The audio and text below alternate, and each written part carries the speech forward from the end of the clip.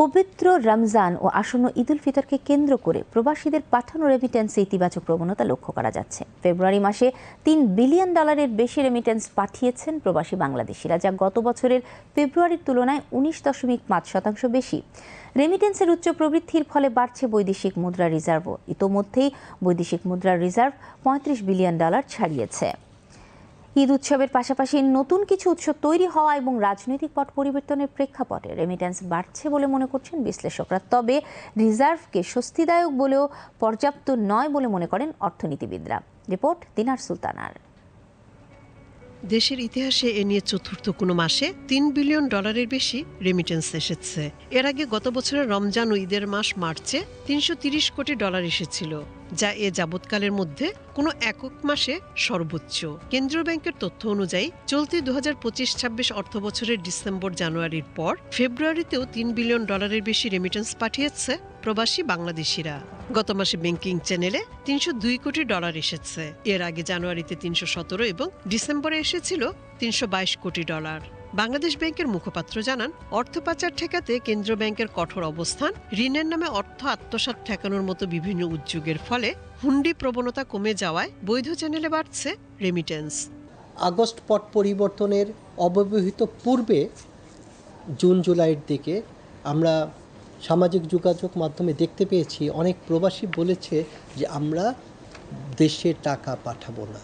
আবার 5 আগস্টের পট পরিবর্তনের অব্যবহিত পর থেকেই তারাই আবার ডিক্লেয়ার দিল যে কেউ কেউ বলল এমন যে আমি 8-10 বছর বা 12 বছর যাবৎ বিদেশে অবস্থান করছি, আমি নিয়মিত দেশে টাকা পাঠাই, তবে কখনোই ব্যাংকিং চ্যানেল দিয়ে টাকা পাঠাইনি। এখন থেকে আমি ব্যাংকিং চ্যানেল ছাড়া কোথাও টাকা পাঠাবো না। এবং এই ধারাটা তার এই বক্তব্যটা কোনো বিচ্ছিন্ন বিষয় না, এটা একটা কালেকটিভ মনোভাব ছিল প্রবাসীদের ক্ষেত্রে। এবং তাদের এই কালেকটিভ যে ওনারশিপ দেশের প্রতি এবং দায়বদ্ধতা, সেখান থেকেই তারা বিদেশ থেকে টাকা পাঠানোর ক্ষেত্রে ব্যাংকিং চ্যানেলটাকেই একমাত্র মাধ্যম হিসেবে গ্রহণ করেছে, যার ফলে আমরা দেখতে পাচ্ছি গত 1 বছরে রেকর্ড পরিমাণ রেমিটেন্স দেশে ইনওয়ার্ড হয়েছে। সাধারণভাবে রমজান ও ঈদকে কেন্দ্র করে রেমিটেন্স বেড়ে থাকে।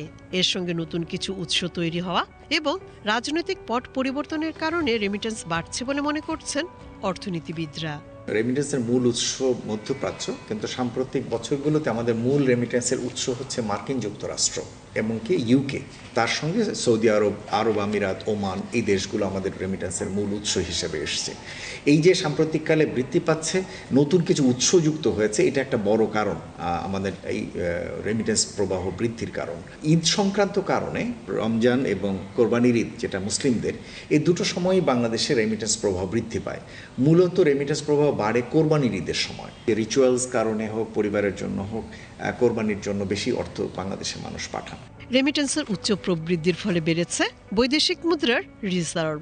কেন্দ্রীয় ব্যাংকের সর্বশেষ তথ্য অনুযায়ী মার্চ মাসের 3 তারিখ পর্যন্ত দেশের গ্রোস রিজার্ভের পরিমাণ দাঁড়িয়েছে $35.32 বিলিয়ন। এই রিজার্ভ বৃদ্ধির পিছনে রেমিটেন্স তো অবশ্যই একটা মুখ্য ভূমিকা আছে, এক্সপোর্টের ভূমিকা আছে। তার পাশাপাশি ইম্পোর্ট করার ক্ষেত্রে যখন এলসি খোলা হয়, বাংলাদেশ ব্যাংকগুলিকে বলে দিয়েছে যে তোমার এলসির পেমেন্ট তোমাকেই দিতে হবে। বাংলাদেশ ব্যাংক এলসি পেমেন্টের জন্য কোনো বৈদেশিক মুদ্রার সহায়তা তোমাকে করবে না। এই কারণে ব্যাংক নিজেই বিদেশস্থ যে এক্সচেঞ্জ হাউসগুলো আছে তাদের সাথে যোগাযোগ করে তারা নিজেরাই রেমিটেন্স আহরণের জন্য উদ্যোগ গ্রহণ করেছে, সফল হয়েছে।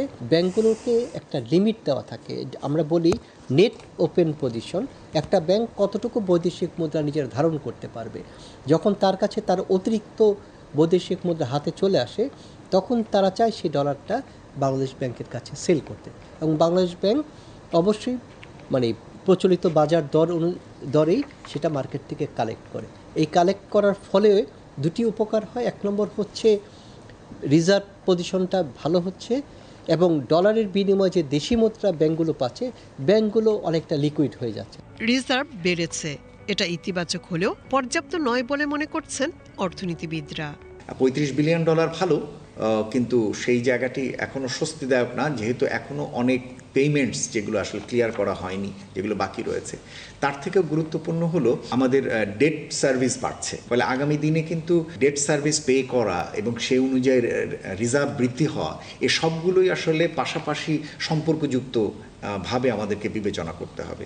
সুতরাং যে রিজার্ভটি এসছে সেটা ইতিবাচক, কিন্তু এটা পর্যাপ্ত নয়। দিনার সুলতানা, বিটিভি নিউজ।